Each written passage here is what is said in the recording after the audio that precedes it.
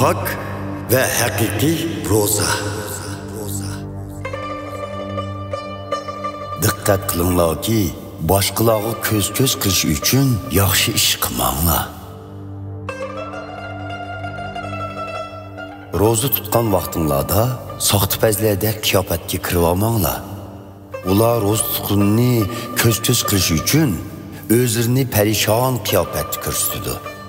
Shuni bilib qo'yinglar ki, ular shundoq qilib boshqalarning hurmatidan boshqa hech qanday inomga erisha olmaydi.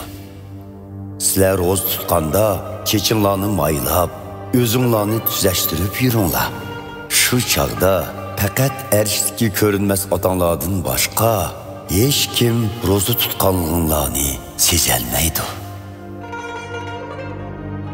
Bunun bilan sizlarning yo'shin qilayotgan ishinglarni bilib turadigan arshdagi otanglar